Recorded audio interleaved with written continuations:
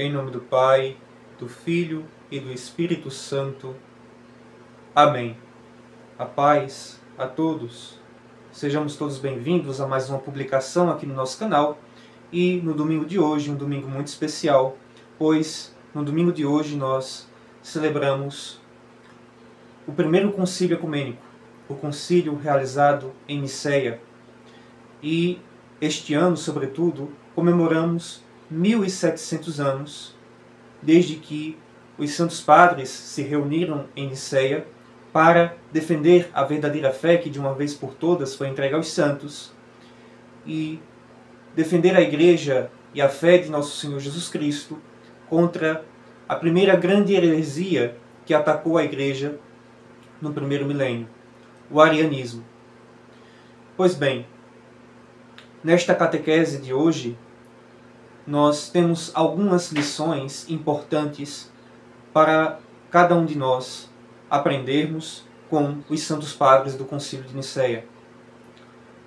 Esta catequese é para nossos irmãos cristãos ortodoxos, nossos queridos catecúmenos e também, de maneira especial, para todos aqueles que buscam a Igreja e que creem que esta é a verdadeira fé que nosso Senhor Jesus Cristo deixou com os seus santos apóstolos e que foi preservada pelos Santos Padres. Esta ocasião ela é muito importante e muito especial. E ela não fala apenas de lições que nós aprendemos no passado com a vida e os ensinamentos e a defesa da fé feita pelos Santos Padres da Igreja. Mas os Santos Padres de Niceia têm muito a nos ensinar em nossos dias, onde a Igreja enfrenta grandes tentações e grandes heresias que se levantaram ao longo do século XX e século XXI. Em Niceia, os Santos Padres combateram o arianismo. Ário, um clérigo da Igreja de Alexandria, um homem extremamente intelectual, erudito, foi alguém que conseguiu convencer a várias pessoas de seu falso ensinamento. Diferente dos apóstolos e santos padres, Ário ensinava que nosso Senhor Jesus Cristo não era Deus, mas a primeira criatura criada por Deus, uma criatura mais elevada, uma criatura mais pura, uma criatura santa. E Deus criou tudo por meio de Cristo, porém Cristo não é Deus como Pai, não possui a mesma essência da natureza divina.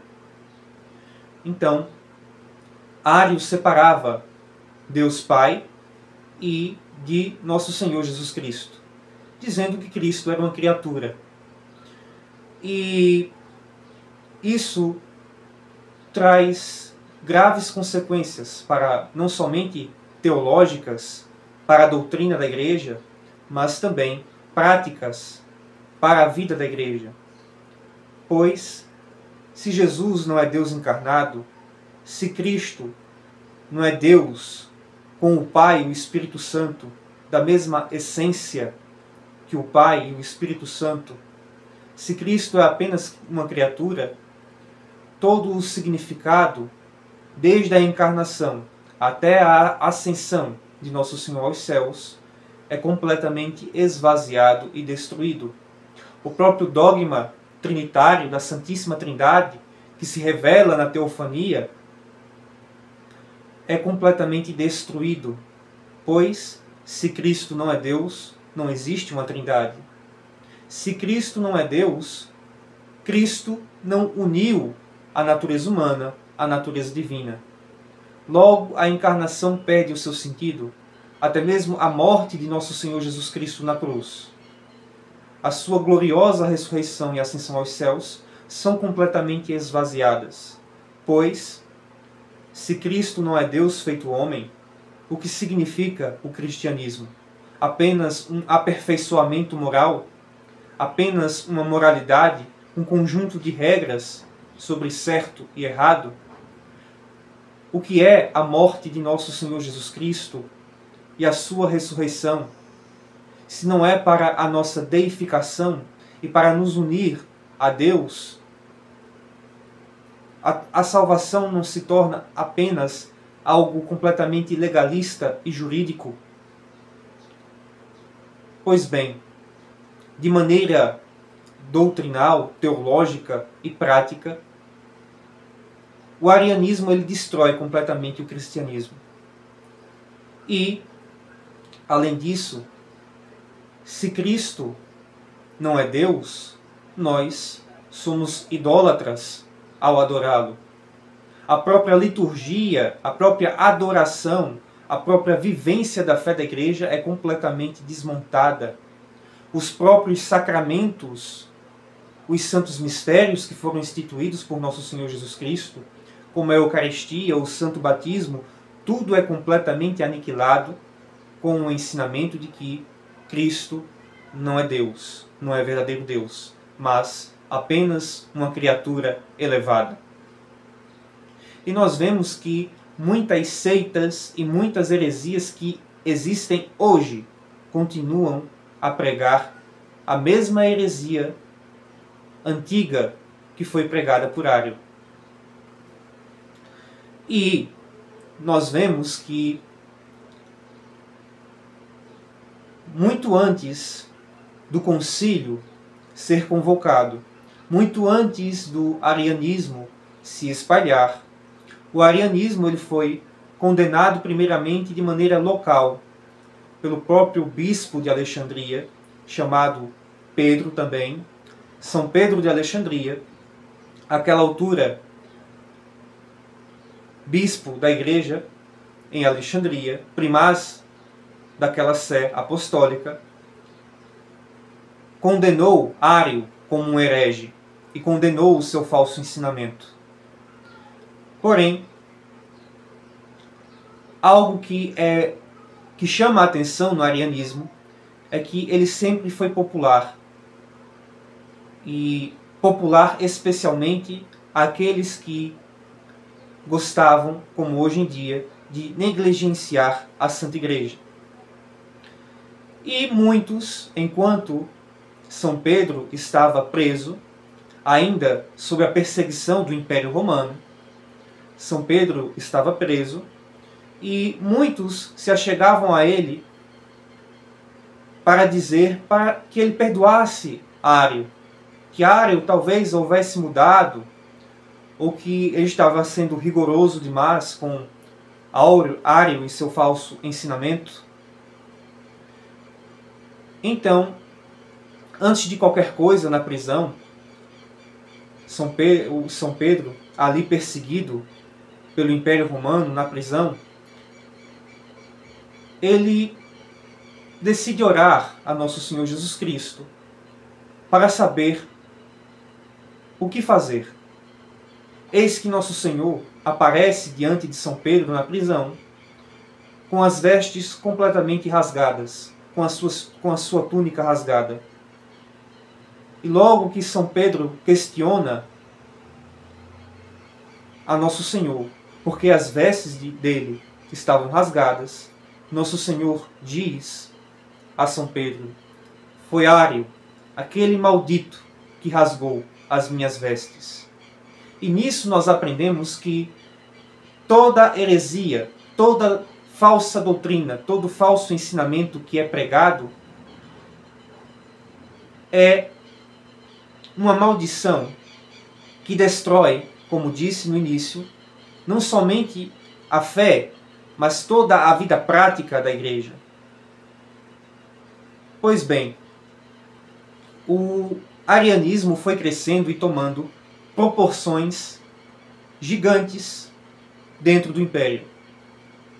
Mesmo quando a perseguição foi encerrada por São Constantino, ainda assim o arianismo continuou crescendo. Então, São Constantino, imperador romano, que pôs fim à perseguição, convocou o primeiro concílio ecumênico, que foi realizado em Niceia, no Oriente, onde todos os padres de várias partes do império se reuniram para defender a verdadeira fé contra Ário e os seus partidários. A primeira lição muito importante que nós devemos ter nesta catequese de hoje.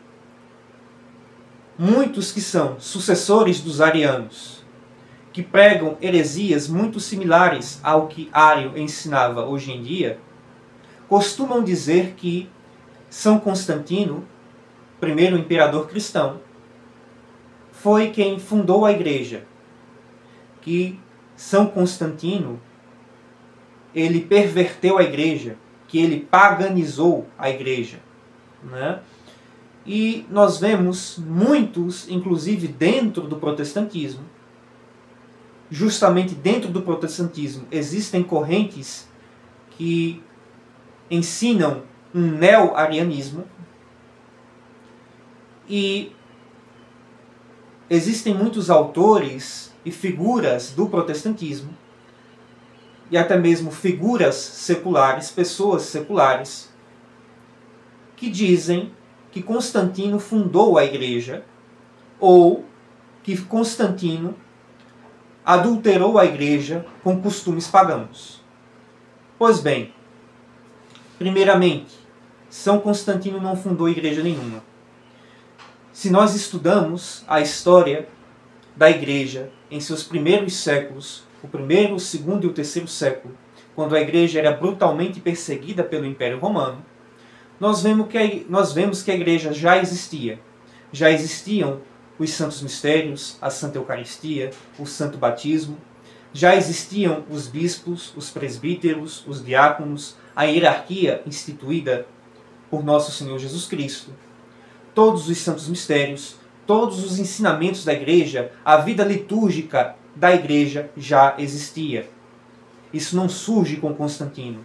E isso nós podemos ver a partir de registros cristãos anteriores a São Constantino, como Santo Inácio de Antioquia, Adidaque, São Policarpo de Esmina, São Policarpo de Esmirna, São Clemente de Roma, São Justino Mártir, São Cirilo de Jerusalém. Nós vemos também Ireneu de Lyon. Nós temos vários autores e escritores cristãos do primeiro, do segundo, do terceiro século, anteriores a Constantino, que já pregam a fé que de uma vez por todas foi entregue aos santos, que já ensinam a ortodoxia, que já ensinam sobre os santos mistérios, sobre a hierarquia da igreja. Nada disso surgiu com São Constantino. Tudo isso já existia.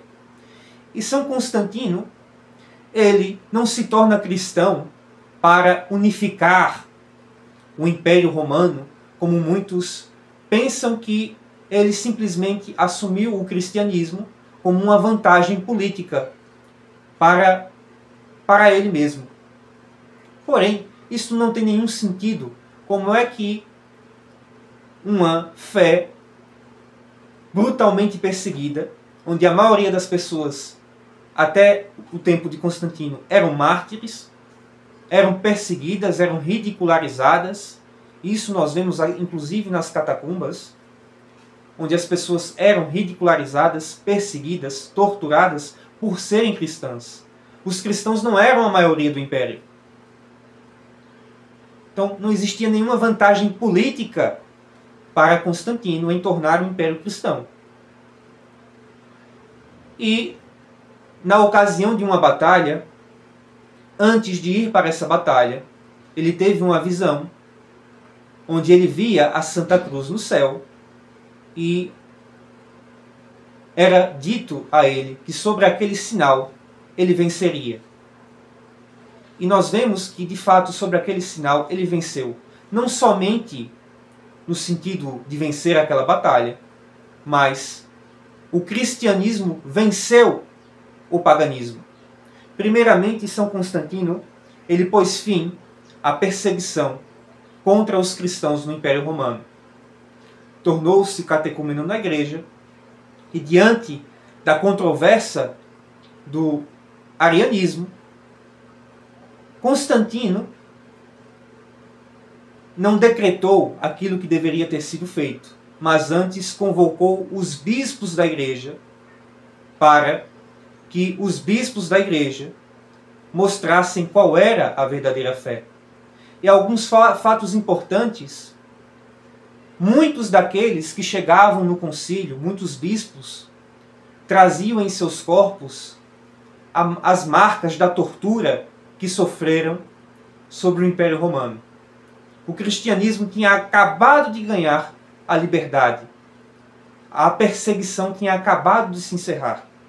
E muitos dos padres do Concílio de Nicéia possuíam em seus corpos as marcas da tortura e da perseguição. E um dos escritores cristãos, um dos historiadores cristãos do século IV, Eusébio de Cesareia, tanto na biografia que ele faz sobre a vida de Constantino, como em sua História da Igreja, a História Eclesiástica, ele fala que o imperador Constantino, assim como também outros historiadores da época também relatam sobre isso, eu estou falando aqui sobre Eusébio de Cesareia porque é o mais conhecido, relata que quando os padres do concílio chegavam, com humildade, Constantino os recebia e os beijava, especialmente aqueles que traziam em seus corpos as marcas da tortura.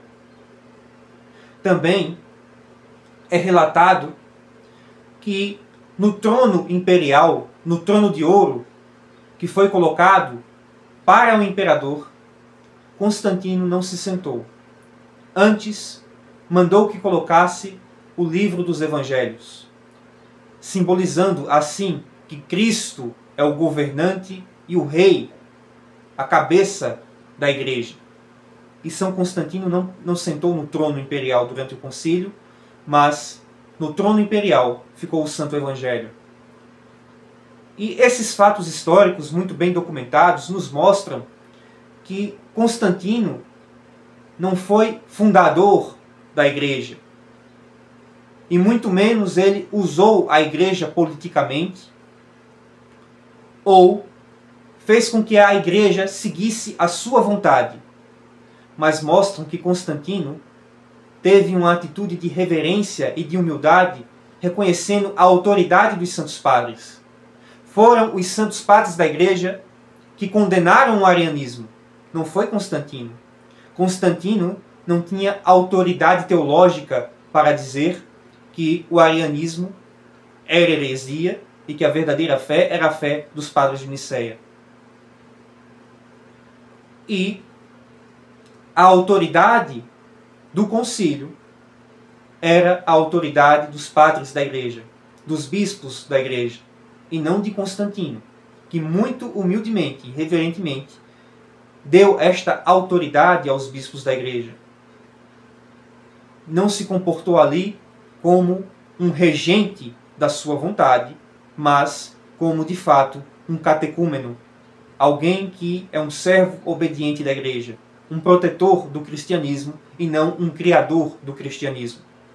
E isso contradiz todas as falácias daqueles hereges que dizem o contrário. Pois bem, outra grande lição que nós tomamos no concílio de Nicéia, ao contrário daqueles hereges ocidentais que ficam disputando a minha sé apostólica é melhor do que as outras, a minha sé apostólica é superior àquelas outras. O bispo de Roma tem supremacia universal sobre toda a igreja. Pois bem, os cânones do Concílio de Nicéia dizem explicitamente que nenhum bispo possui jurisdição, possui autoridade fora da sua jurisdição, e indica quais bispos têm autoridade sobre determinadas regiões, muito ao contrário e contradizendo esta falácia de supremacia papal dos primeiros séculos, que não existiu no primeiro milênio. A supremacia papal que muitos atualmente pregam não passa de anacronismo. Assim como o diabo, diante de Cristo no deserto, usou da Sagrada Escritura para ousar tentar a nosso Senhor Jesus Cristo, assim também os hereges usam os escritos dos Santos Padres para desvirtuá-los e pregar heresias que são anacronismo e que nada têm de fato e verdade. Nós vemos que o Concílio de Nicéia ele não foi resolvido por um papa ou por um bispo de Constantinopla ou por um patriarca que fosse. Ário, como um grande intelectual, como um grande dialético, um erudito, levava vantagem nos debates dentro do concílio. A maioria dos bispos, muitos ali analfabetos, não sabiam como confrontar Ário, que era um homem muito versado em filosofia, era um intelectual. E nós vemos que três figuras, três ícones se destacam dentro do concílio, na defesa da verdadeira fé. O primeiro é Santo Atanásio, o Grande de Alexandria, que no primeiro concílio de Nicéia, nem mesmo bispo era ainda. Santo Atanásio, àquela altura, era diácono. E Santo Atanásio foi o grande debatedor e defensor da verdadeira fé no campo intelectual, no campo do debate, da apologética, citando a Escritura e os Santos Padres. Santo Atanásio, ali ainda como um diácono, Santo Atanásio foi o grande porta-voz da Igreja e o grande defensor da fé da Igreja. Como disse, Santo Atanásio não era bispo, muito menos um papa de Roma, mas foi o grande protetor intelectual e defensor da verdadeira fé dentro do concílio. Além dele, nós temos outra figura icônica, como São Nicolau de Mira, em Lícia, um grande santo taumaturgo que ficou conhecido, e muitos o conhecem, justamente porque, ao ouvir Ário proferir as suas heresias, consumido pelo zelo, assim como Nosso Senhor, que varreu o templo com os cambistas, São Nicolau levantou-se de onde estava e esbofeteou a cara de Ário, enfiou-lhe a mão na fuça. Tamanho era o seu zelo pela verdadeira fé, e tamanho era o escândalo da falsa doutrina de Ário. Então, naquele momento, o concílio depôs São Nicolau, porém, à noite, em sonhos, o próprio Senhor Jesus Cristo e a Virgem Maria apareceu aos padres do concílio, mostrando e entregando o Evangelho a São Nicolau, mostrando que São Nicolau não deveria ser exilado e retirado do concílio, mas era ali um modelo da verdadeira fé, que não aceita de maneira alguma a falsa doutrina. Além disso, nós vemos também que aquele que calou e que silenciou os arianos foi São Espiridão de Trímitos. Santo Espiridão, um bispo de Trímitos, uma pequena cidade no Oriente, não era papa, não era patriarca de Constantinopla, não era bispo de nenhuma cidade imperial conhecida, famosa. Era um bispo camponês. Um camponês analfabeto que foi tornado bispo, que nem mesmo sabia ler e escrever fluentemente. Interessante que, sendo um homem santo e reconhecido por ser um homem santo, no caminho para Nicéia, enquanto estava na hospedaria com seu diácono, os arianos cortaram as cabeças dos seus cavalos, que os levava para o concílio. E logo de manhã, o diácono, desesperado, mostra aquela cena terrível com os cavalos com as cabeças decepadas, e Santo Espiridão, cheio de amor, fé e retidão, apenas diz: coloque as cabeças de volta e vamos continuar o nosso caminho. E assim ele chega em Nicéia com um cavalo branco com cabeça preta e um cavalo preto com cabeça branca, pois na pressa, no desespero, né, no temor, ali o diácono acabou, né, misturando as cabeças dos animais. Nós vemos a grande força e o grande poder de Deus manifestado em São Espiridão, que não apenas ressuscitou os cavalos para poder chegar em Nicéia, mas que dentro do concílio, quando quis falar, muitos ali dos bispos diziam: não deixa que Atanásio fale, pois ele consegue debater com Ário. Pois sabiam que o bispo Espiridão não passava de um camponês, um homem analfabeto, que, na mentalidade deles, seria envergonhado por Ário nos seus debates e na sua apologia. Porém, ele não quis nem saber, foi diante de todos para mostrar a verdade. E tirando do bolso um pequeno tijolo, ele realiza um grande milagre ali diante de todos, e diante dos padres, e diante do imperador e dos arianos. Enquanto ele falava, explicando o mistério da Santíssima Trindade, o fogo se separou do barro e a água se separou do barro. Fogo, água e barro.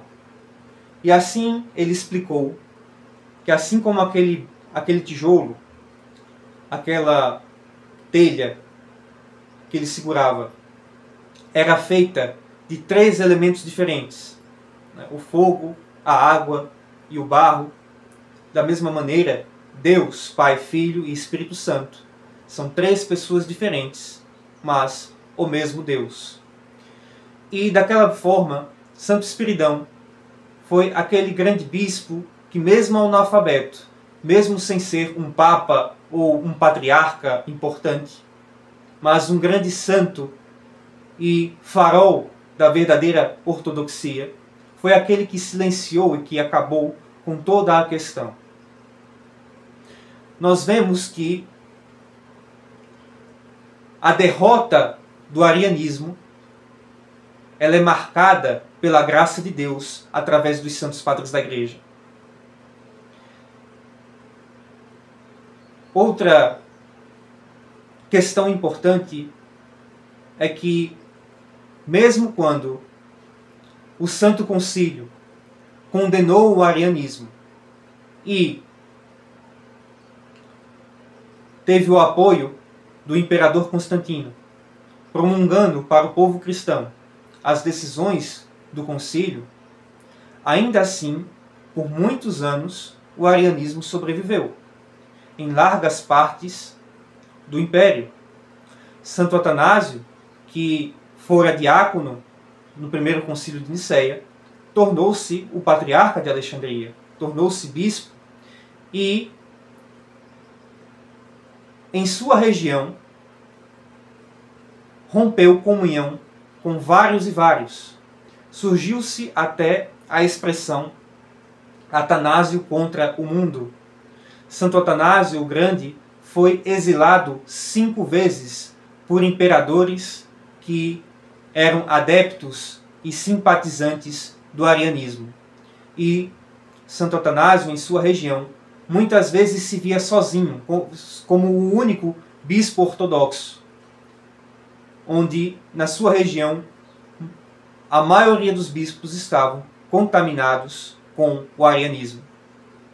e Santo Atanásio rompeu com todos eles. E nós vemos que os santos padres e a verdadeira fé, a verdadeira igreja, ela não somente durante o concílio, mas após o fim do concílio, a defesa da fé contra o arianismo, ela durou vários e vários anos, onde os bispos ortodoxos da igreja, nas sés apostólicas da igreja, eles rompiam comunhão com todos os hereges, com todos os bispos hereges. E o combate da igreja contra o arianismo foi muito prolongado, inclusive após o concílio de Nicéia. Pois, como eu disse, muitos imperadores, muitos governantes eram simpatizantes do arianismo, que encontravam maneiras, por meio dessas pessoas, de se manter presente. Pois bem, algumas lições deste concílio ecumênico que eu gostaria de refletir com vocês hoje. Primeiro, é sobre aqueles que vêm nos dizer que a patriarca X é mais importante, bispo X é mais importante. Todo aquele bispo que confessa a verdadeira fé tem o mesmo peso e a mesma autoridade dentro da Santa Igreja. Santo Espiridão, ele não encerrou a questão porque ele era um papa ou porque ele era um patriarca, porque ele possuía uma cátedra em uma igreja grande, antiga, a maior ou a mais numerosa. Não. Nós vemos que São Espiridão, ele foi o grande oponente, o grande destruidor do arianismo no concílio, por ser um verdadeiro portador da ortodoxia e da graça de Deus. Assim como São Nicolau, assim como Santo Atanásio, e assim como todos os outros padres do concílio, homens santos que foram perseguidos não só pelo Império Romano, mas depois perseguidos pelos arianos. Nós vemos que a verdadeira fé, ela não está em títulos, em posições, mas na fidelidade à tradição, na fidelidade aos santos padres, na fidelidade à fé dos santos apóstolos que foi deixada por nosso Senhor Jesus Cristo. Então, outra questão importante de ser falada, e infelizmente nós temos que falar sobre isso novamente, é sobre a heresia do ecumenismo. Quantos e quantos pseudo-ortodoxos, falsos ortodoxos, hoje estão reunidos com católicos romanos em heresia, contrários à ortodoxia, celebrando os 1700 anos do Concílio de Nicéia de maneira hipócrita. Existem hoje, dentro desta ortodoxia mundial, vários e vários bispos e patriarcas que são adeptos da pan-heresia do ecumenismo. E como ecumenistas, como adeptos do ecumenismo, se reúnem com hereges e descumprem os cânones da Igreja, que proíbem rezar e se reunir com hereges. Porém, eles dizem que não são hereges. Eles dizem que, na verdade, é diálogo interreligioso. E eles dizem que este diálogo interreligioso é importante. E esses bispos não se comportam mais como bispos. Não se comportam como portadores da graça de Deus e como faróis da ortodoxia. Eles não são sucessores dos padres de Nicéia, que corajosamente condenaram o arianismo.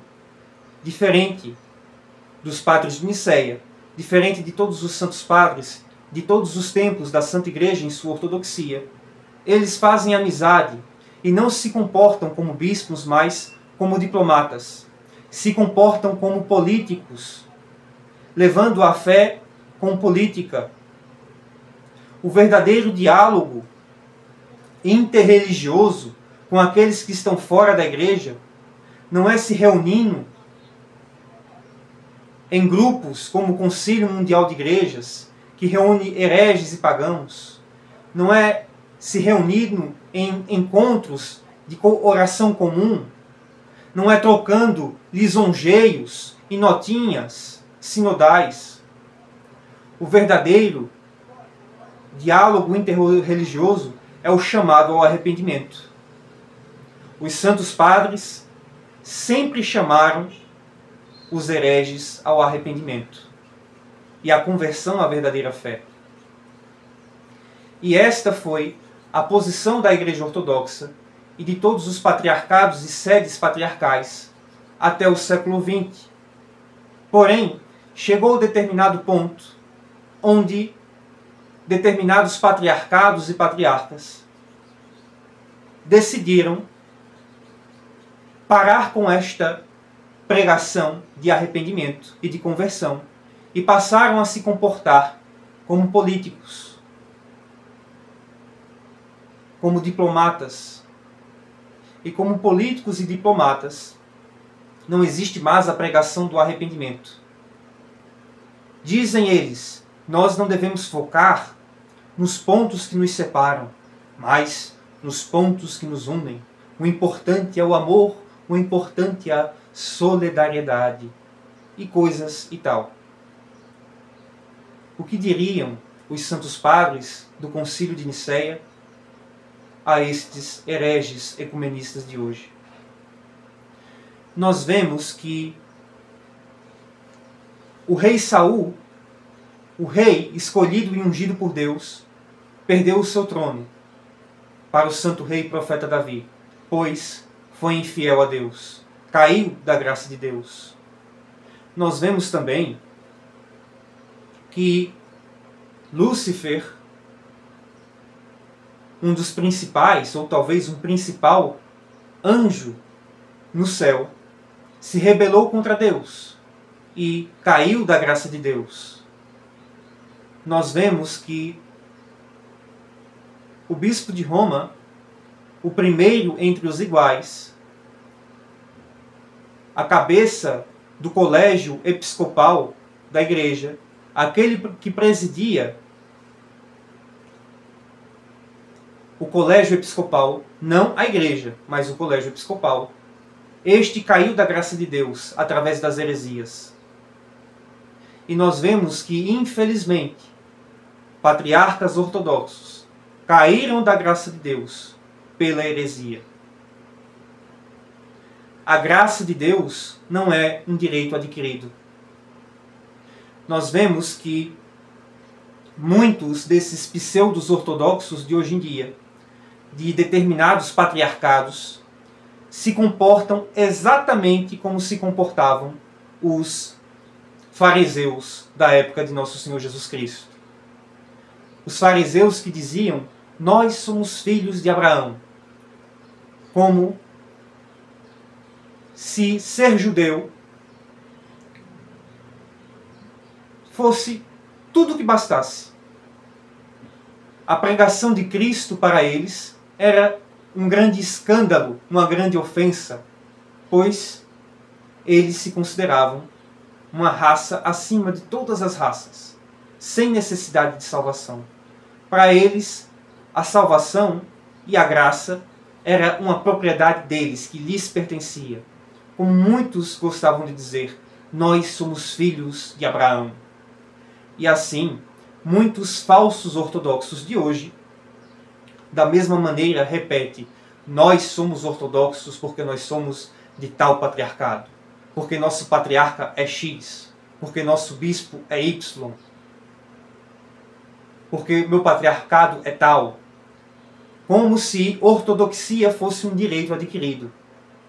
Como se ortodoxia fosse uma propriedade adquirida por determinados patriarcados. Porém, o que a história da igreja nos ensina, o que a fé e o consenso patrístico nos ensina, é que não interessa qual é a posição, não interessa qual é o cargo, qual é o status, se cai da graça de Deus, se é infiel, a Deus e à Santa Igreja, perde completamente a graça de nosso Senhor. Perde a validade, perde a legitimidade. Como nos ensina São Cipriano de Cartago, não existe batismo verdadeiro entre os hereges. A graça de Deus não existe na heresia. E a graça de Deus não está na falsa ortodoxia, que se entregou ao ecumenismo. Os bispos legítimos da Igreja não se comportam como políticos, não se comportam como diplomatas, mas se comportam como outrora os padres de Nicéia, como todos os santos padres dos concílios ecumênicos, que de maneira profética condenavam as heresias e defendiam a verdadeira fé. Me chamou a atenção esses dias quando me mostraram um vídeo de poucos anos atrás de um padre na Grécia, um padre grego ortodoxo, que na ocasião da visita do heresiarca Francisco, o bispo de Roma, na Grécia, o herege Francisco, que, por exemplo, ensinava que todas as religiões são boas e que todas as religiões levam a Deus. Veja só, você que é cristão ortodoxo, Francisco, aquele herege, dizia que todas as religiões são caminhos para Deus e que são boas, equivalendo ocultismo, satanismo, paganismo, budismo, hinduísmo e todas essas falsas doutrinas ao cristianismo. Então, aquele herege que dizia que todas as religiões são boas e que são caminho para Deus, dizia que adorar Buda, ou adorar uma árvore, ou adorar o demônio, é apenas um caminho diferente para Deus. Claro que não com essas palavras. E como é triste nós vermos que muitos e muitos foram aqueles que, dentro desta falsa ortodoxia, desejavam a este herege memória eterna como se fosse um bispo ortodoxo.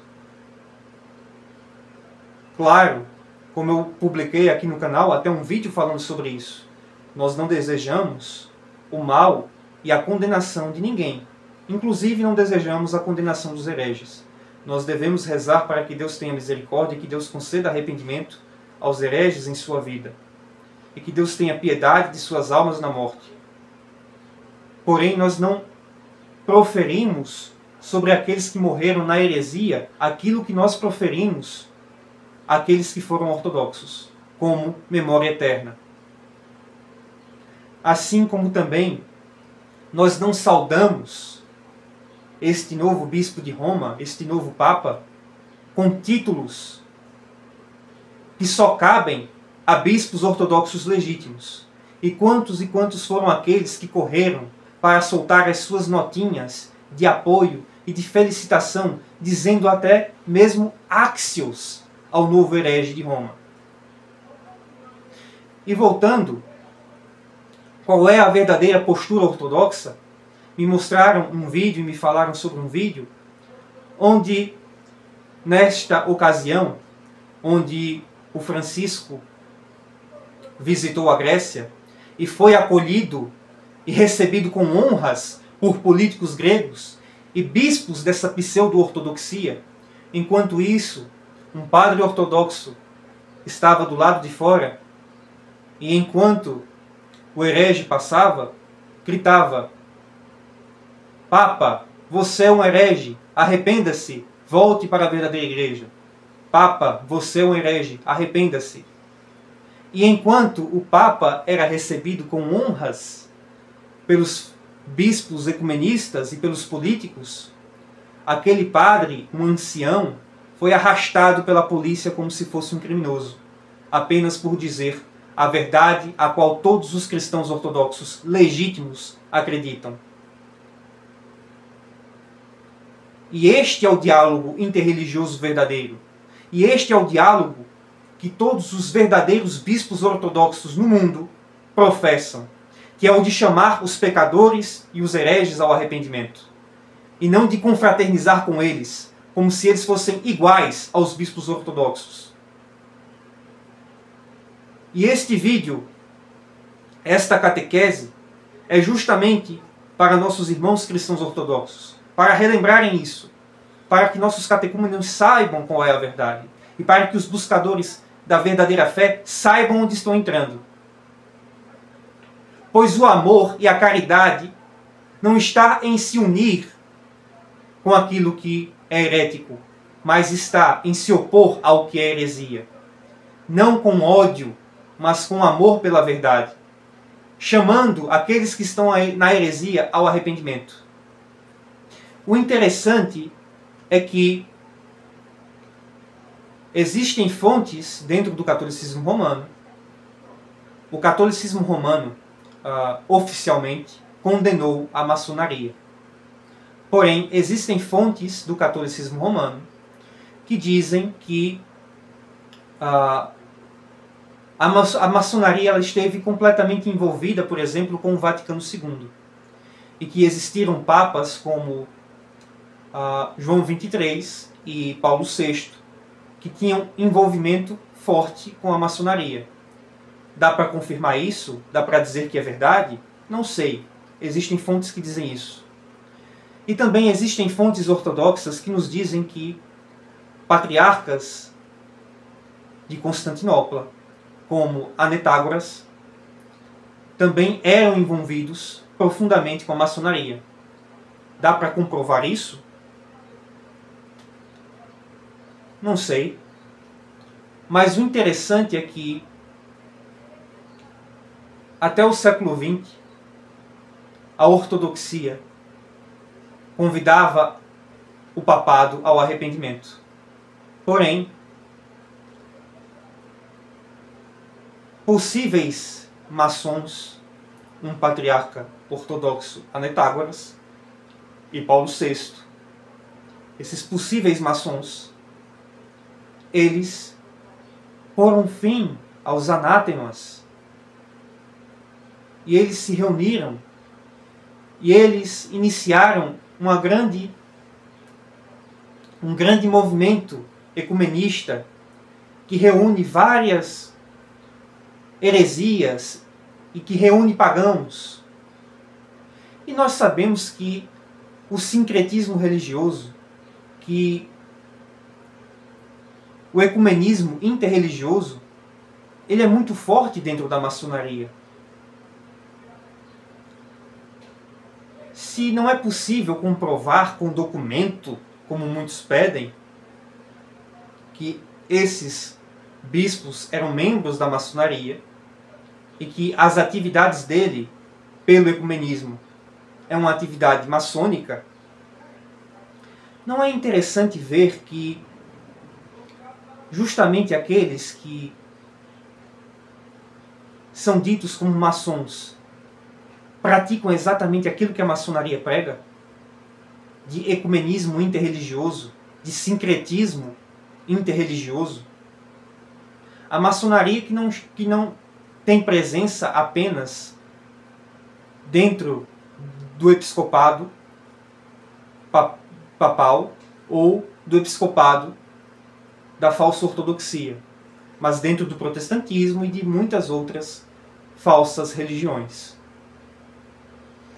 Assim como eu não consigo provar crimes como lavagem de dinheiro e talvez ocultação de patrimônio em cartório, porque geralmente, né, se eu sou um criminoso que lava dinheiro e que possui ocultação de patrimônio, eu não possuo nada no meu nome. Porém, a justiça consegue me pegar se eu for um criminoso, lavador de dinheiro e um ocultador de patrimônio. Da mesma maneira, pode ser que nós não tenhamos documentos registrados com fortes indícios de que essa agenda do ecumenismo é uma agenda maçônica. Porém, como diz nosso Senhor, pelos frutos conhecereis. E nós vemos que, na verdade, aquilo que é praticado e que é vivenciado pelos bispos da falsa ortodoxia, pelo papado, por protestantes, hinduístas, judeus, islâmicos e todos aqueles que participam do Concílio Mundial de Igrejas, das reuniões em Assis, e em todas essas reuniões ecumenistas, sincretistas, todos esses seguem ideais que são parte forte e viva da maçonaria. Pelos frutos conhecereis, diz nosso Senhor. E os frutos deste diálogo ecumenista realizado por esses pseudos bispos traidores da ortodoxia, os frutos não é o arrependimento, não é o retorno à ortodoxia, não é o retorno à verdadeira fé, não é o retorno à verdadeira adoração, mas é simplesmente o sincretismo religioso. Estes que, e não se enganem, ecumenismo dá dinheiro, ecumenismo dá status, ecumenismo traz benefícios políticos, pois faz parte do interesse de governantes, faz parte do interesse de forças de fora da igreja, esse tipo de ecumenismo, onde não mais existe a verdade, onde tudo é relativo. E isso nós vemos não só na fé, mas também na cultura, na própria sociedade, nos próprios valores morais. Não se enganem. O primeiro ponto para destruir os valores morais foi destruir a fé, foi relativizar a fé. Quando a fé foi relativizada, quando a fé foi destruída nos corações e na confissão de inúmeros hereges, a moral, os bons costumes e a ética também foi desvirtuada.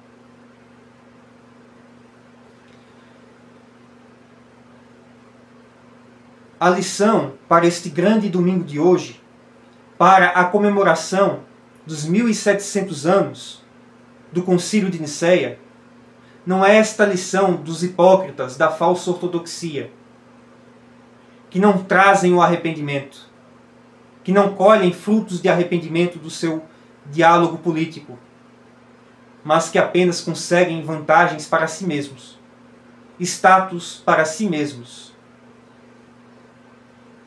Lembro-me de quando li uma notícia, quando, por exemplo, o patriarca de Constantinopla interferiu dentro da Ucrânia, que é território canônico de outra igreja, e ele interferiu ali, descumprindo os cânones.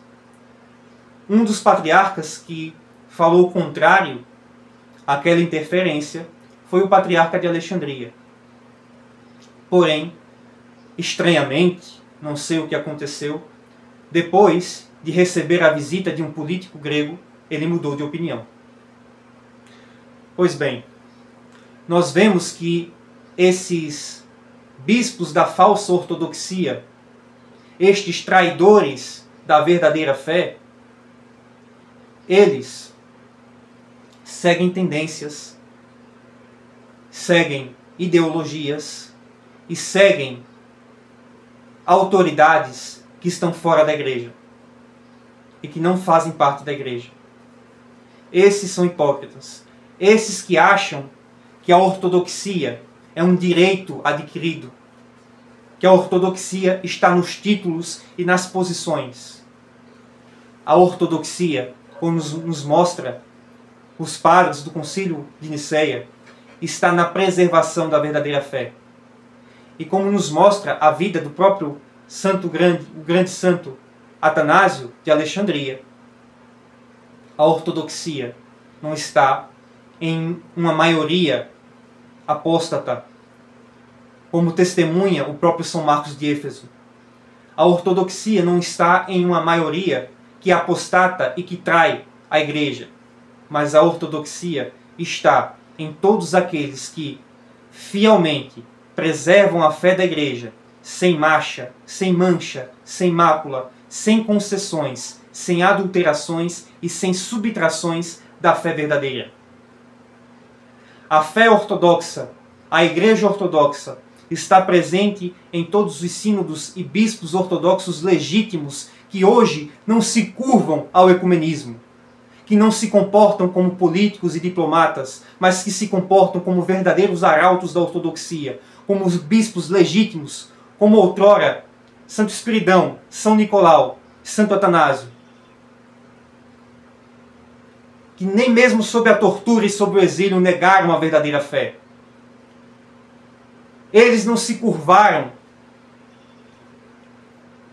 à vassalagem, eles não se curvaram aos interesses seculares de imperadores que queriam impor o arianismo, mas pagaram um preço por serem fiéis ao Concílio de Nicéia.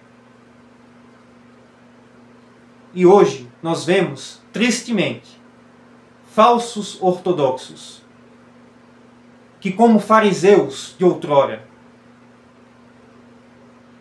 não se comportam como ortodoxos, pois de fato não os são, mas se comportam como o que são, traidores da verdadeira fé. Por fim, para esta catequese de hoje, lembro-me que anos atrás, uma pessoa me procurou via internet. Na época, claro, ainda não era padre, era leitor. E uma pessoa me procurou em um estado, não vou falar os nomes aqui, por uma questão de ética, mas uma pessoa me procurou via internet porque estava procurando uma igreja ortodoxa em seu estado.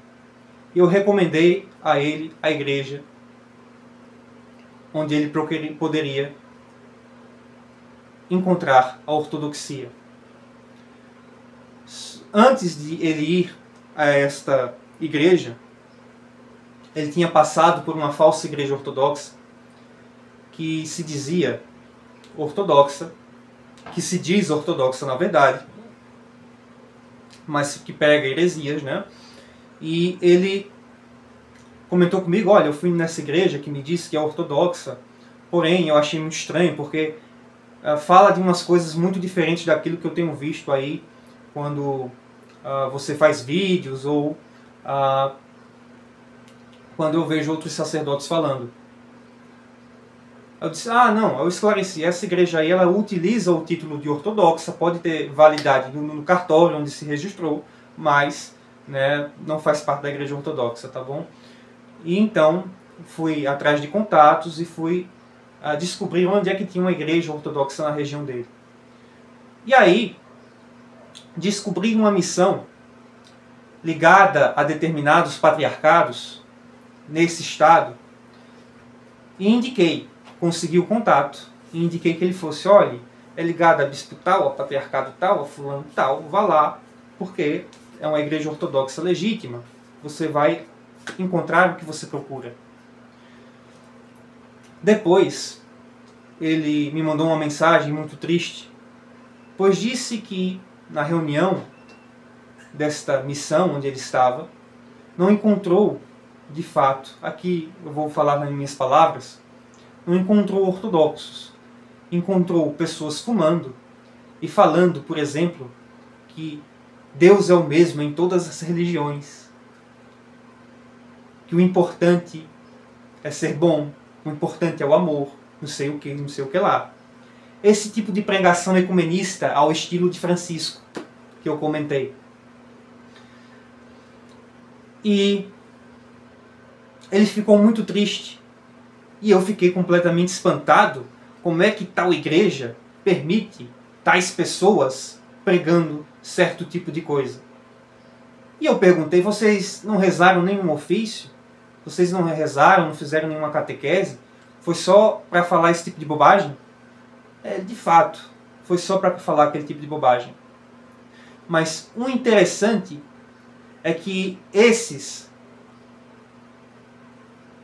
falsos ortodoxos, pseudos ortodoxos, são os primeiros a apontar o dedo para nós e dizer: não são canônicos. Vocês não são canônicos. Mas nós, que somos de igreja X, nós somos canônicos.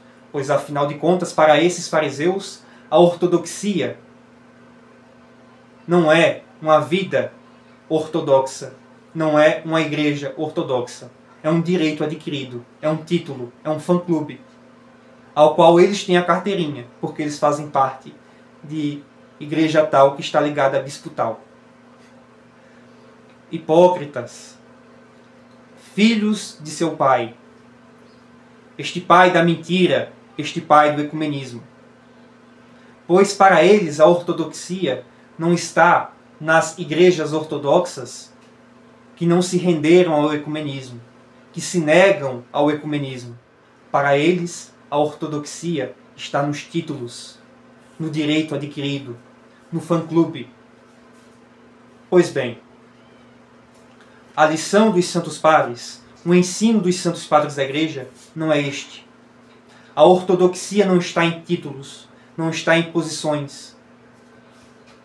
A ortodoxia, ela não está presa, amarrada em uma sé episcopal. Se um bispo trai a igreja, se um patriarcado trai a igreja, se professa heresia, não faz mais parte da igreja. Perdeu a ortodoxia. Mas aí alguns vão dizer: mas Cristo não disse que os portões do inferno não prevaleceriam sobre a igreja? Mas você está dizendo que prevaleceu nesses patriarcados? Sim, prevaleceu naqueles que negaram a ortodoxia, mas não sobre a igreja. A igreja continua intacta. A igreja não diminui com o número de hereges que sai dela.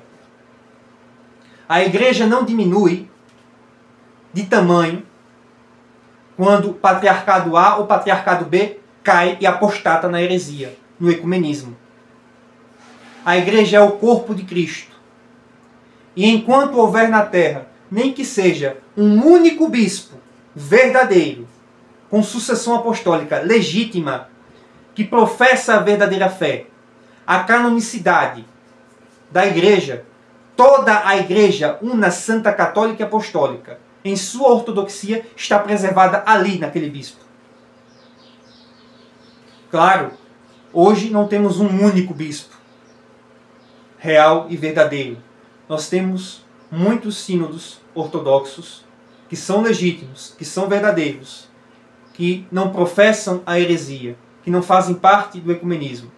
Nós temos sínodos episcopais legítimos, ortodoxos, verdadeiros, em muitos lugares, inclusive na Grécia, a qual nós fazemos parte. A verdadeira fé, a fé de Niceia, a fé dos Santos Padres, ela está completamente preservada em todos esses bispos, em todos os cristãos ortodoxos, que assim como os Santos Padres, não se curvam para os hereges, mas continuam pregando a verdadeira fé e chamando os hereges ao arrependimento.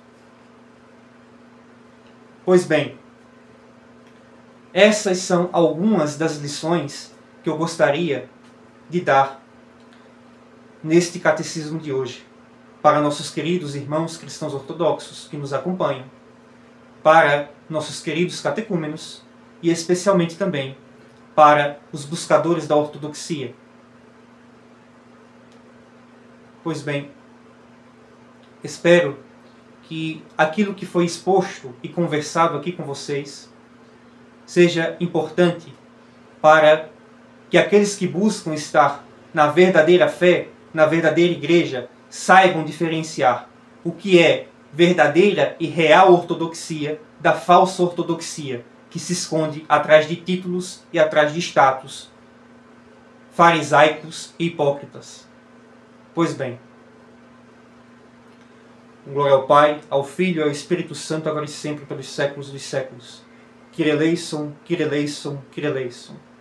Senhor Jesus Cristo, Filho de Deus, pelas orações de São Constantino, de São Espiridão, de Santo Atanásio, de São Nicolau, da Santíssima Beatíssima Mãe de Deus, sempre Virgem Maria, dos Santos Padres, do Concílio de Nicéia e de todos os santos, tenha misericórdia e vos abençoe, Pai, Filho e Espírito Santo, agora e sempre, e pelos séculos dos séculos. Amém. Cristo está entre nós, está e sempre estará.